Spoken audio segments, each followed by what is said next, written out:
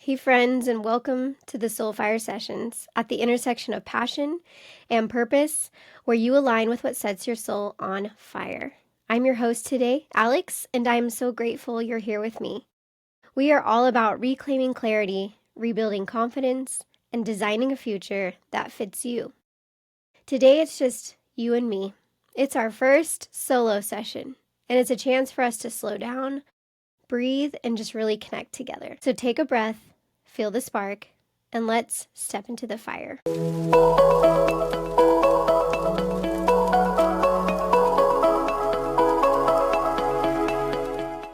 Hey everyone, I'm so excited for our first solo session and just having a one-on-one chat with you by myself.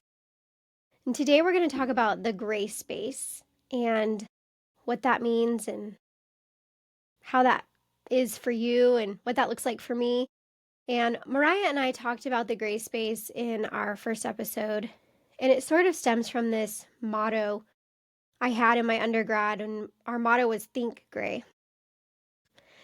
And that always sort of stuck for me, and as I've grown as a human and matured in the workplace, even in my personal life, it's sort of morphed for me a little bit. It's become this place that I sometimes find myself. And so I just want to talk about that. I don't really have a great definition, I guess, for you for what the gray space is. I can sort of tell you what it's not. It's not black and white. It's not clear cut, would be a good way to say it. It's just this gray space. It's unknown, maybe. It's a place of transition or transformation, possibility. I guess you could positively look at it as a place for all kinds of opportunities and growth.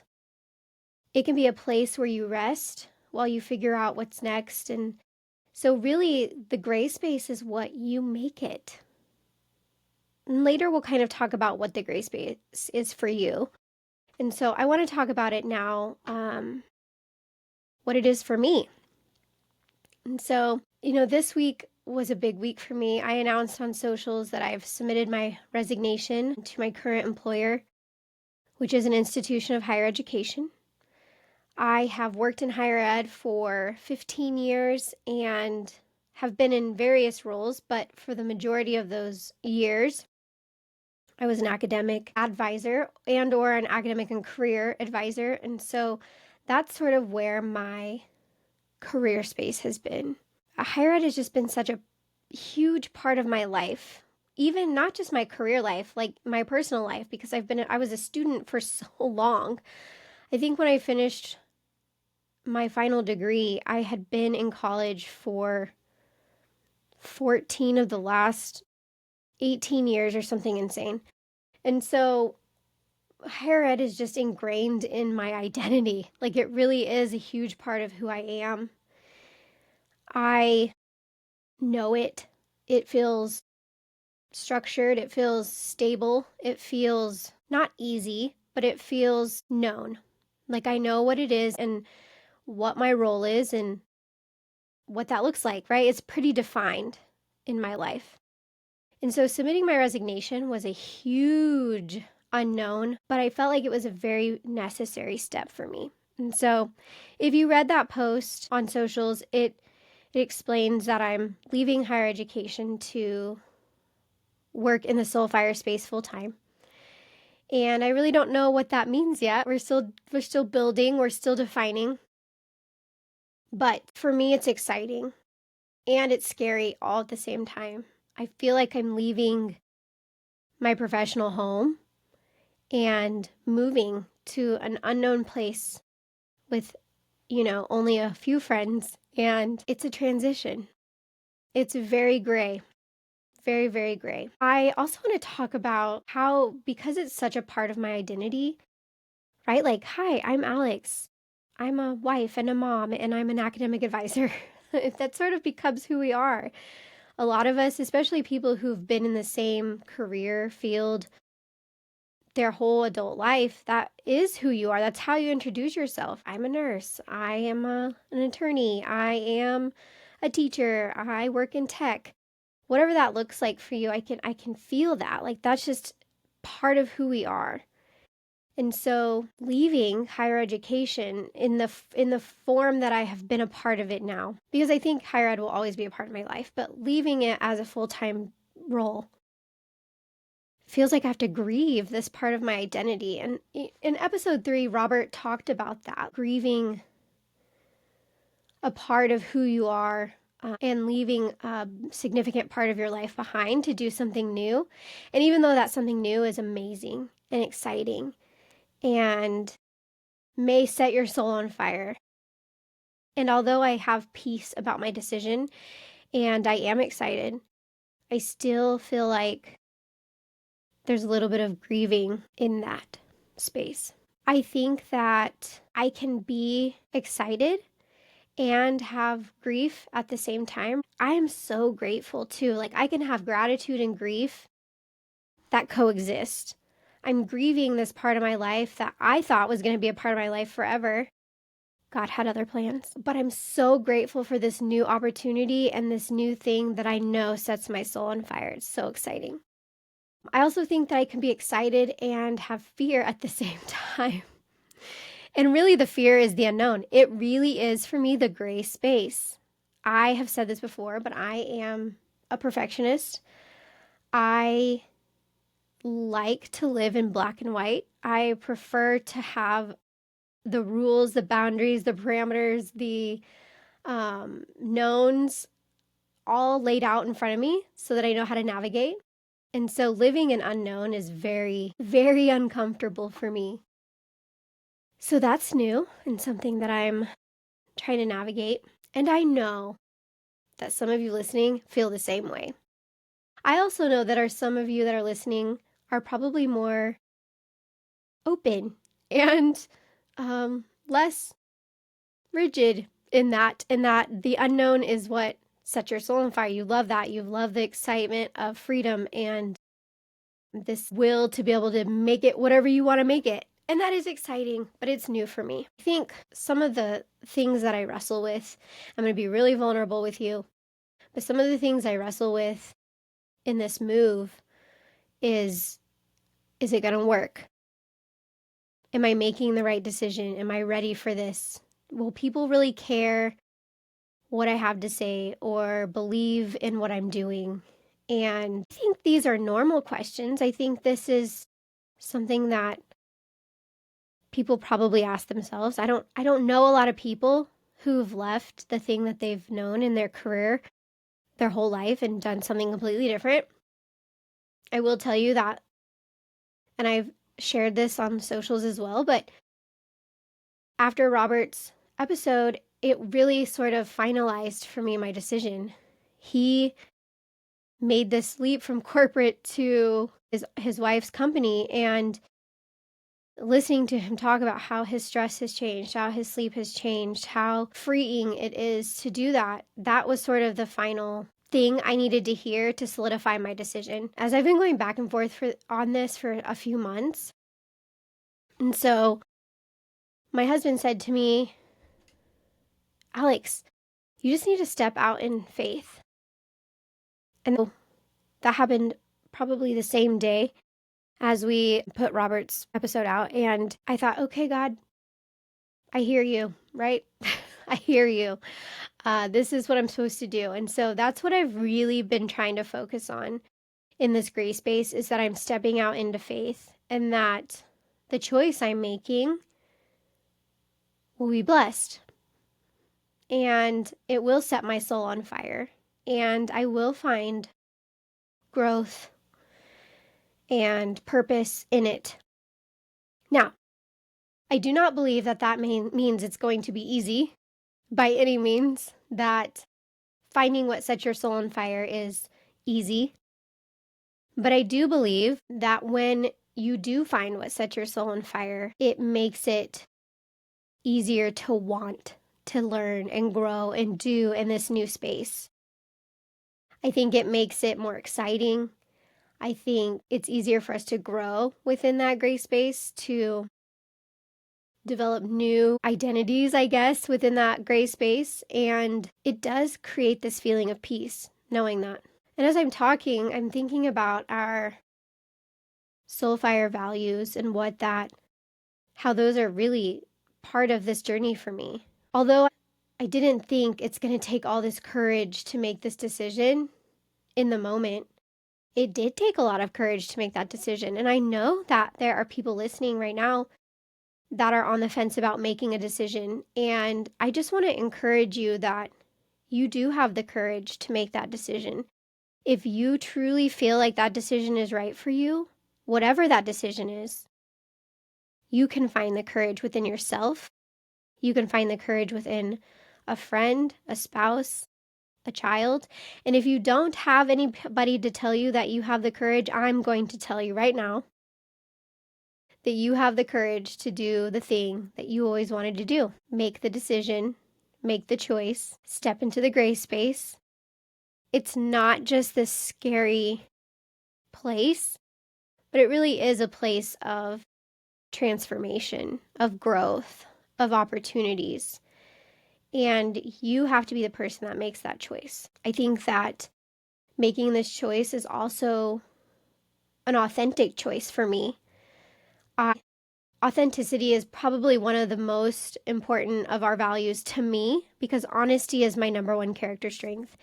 And if I'm not authentic with myself, then I definitely am not being honest with myself. And I have loved my time in higher education, loved it. And again, I don't think this is a goodbye from higher ed as a whole, but I do and have felt like I'm in a box and I can't grow and I can't move. And the door has been shut on a lot of opportunities within that space. And I believe that it's no longer serving who I am authentically. That was hard. That was really freeing. And so freedom sort of comes into that too. I feel like I was let out of this box and I can go into the world and do and experience new things and meet different kinds of people and figure out what that looks like outside of just one context of an organization. Whew, all right. So for me, I just want to share some personal practices that I've been leaning on through this decision and while wading through this gray space. And this is going to look different for everyone. So by no means think that you have to do exactly what I do. But for me, it's prayer and community and reflection. You know, I already said that I felt like God was pulling me in this direction, and that came from a lot of prayer, a lot of prayer, where I was asking God to shut doors that needed to be shut, and He did that for a whole year. I was applying for jobs, and those doors were shut, slam shut, and so that was huge. And then community, asking my friends that I trust the most, my family that I trust, what do you think I should do? Or what does this look like for me? Or how can you support me in this way? Having a community around you is so important. Like, we are not meant to be isolated and alone. We are meant to have community. And so I really encourage you to find a few trusted people in your life where you can workshop ideas and share dreams and opportunities and things that you have and want to try. And again, that might not look like you quitting your job and doing it full time. It might be a hobby. It might be something you can do on the weekend or some kind of side project that you can work on. But you're afraid to because it's not black and white. There's no rules around it. There's no boundaries around it. And so I think finding people that you can talk it through is important. And then really just reflecting with yourself. And that might be journaling. That might be using ChatGPT to workshop the idea.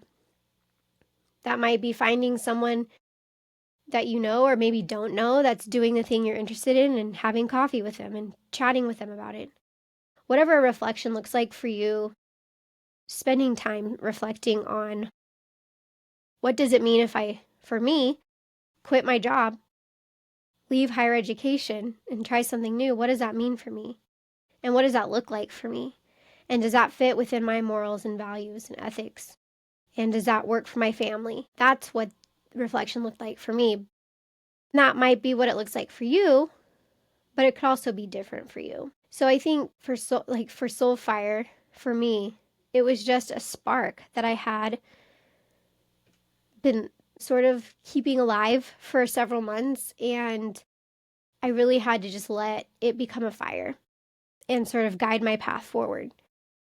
And I think that is a good way to just dive into that gray space and have faith that it's going to work. I also had to move one step at a time. When Mariah brought the idea of SoulFire to me in April or May, I was like, that sounds amazing. And I want to be all in, but I didn't know what that meant. I also remember saying, I can't quit my job till I know this is going to work. And how many of us like that, right? It's security and safety. And I think that's human of me. But I also spent several months trying to work full time and be a part of SoulFire as much as I could, part time or less than part time. And it was burning me out. So I had to really make a choice. And I knew SoulFire was the choice. I just didn't know how to get there. And so months of reflection, like I just said, prayer, reflection, community, asking questions, workshopping it out in my brain with ChatGPT, with my husband, and just making intentional steps forward is what helped me go into the gray space and then stay in the gray space. And I know I'm going to be living in the gray space for a while, and that gives me a little bit of anxiety, but I still have that community with me. I still have prayer. I still have journaling. I can still have reflection. And saying out loud that it's not going to be perfect helps me. For those of you who are also perfectionists and maybe listening, I know you understand. But living in the gray space is just different. And so I want to encourage you all to sort of step into your gray space. And I want to leave you with a few questions and practices that you can carry with you, because I don't want this to just be inspiration for you. I hope it is. But I hope that for some of you, it actually helps you move into transformation as well, like it did for me. So the first question I have, and really this falls in sort of a naming your gray space category. So I want you to ask yourself, and I will put all of this in the show notes as well, but I want you to ask yourself, what part of your life feels in between right now?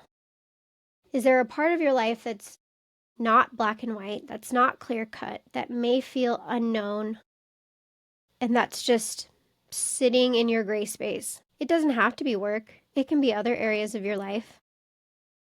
I just want you to write that down. What part of your life feels in between right now? And as you sort of name it or put language around it, I think it holds less power, right? Like it becomes less of a shadow and it's more of this tangible space that you can now sort of feel and work through. Okay. The second one is I want you to find one anchor. What practice or habit, or like I was talking about community, so relationship keeps you grounded? It could be, again, journaling, prayer, reflection. Maybe you do a morning walk where you think through your day, or maybe even a phone call to your friend or sibling or spouse, parent. What is that practice or habit or relationship that sort of keeps you grounded? I want you to choose one of those things. It may be something you already do. It may be something new you want to try. And really lean into it this week. Something that sort of steadies you when your gray feels shaky. Because I promise it will feel shaky. And then the third thing is reframe the unknown.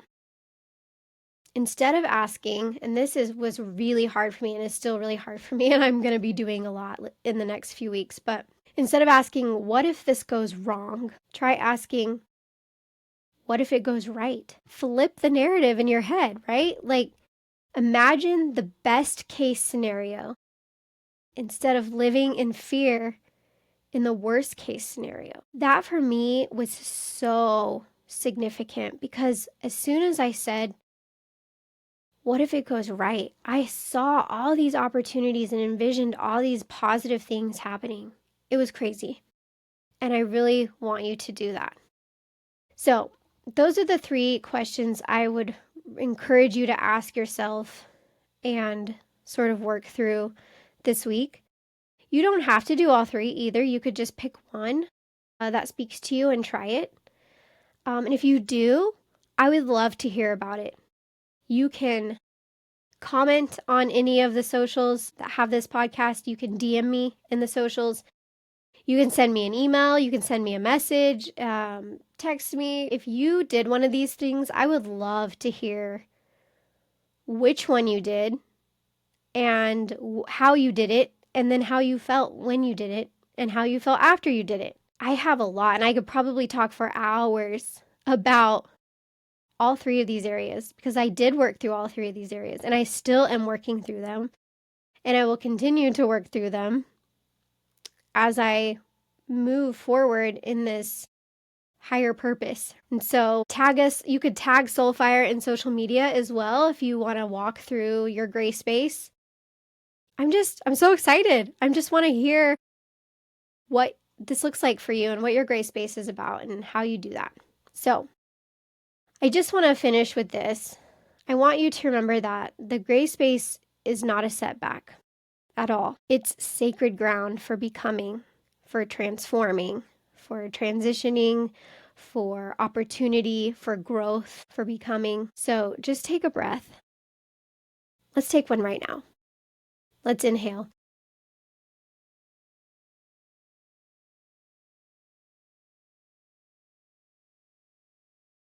You can do it. I'm here with you, and I want to hear all about your gray space journey. So just breathe, trust yourself, and take that next step forward. Until next time, thanks everyone.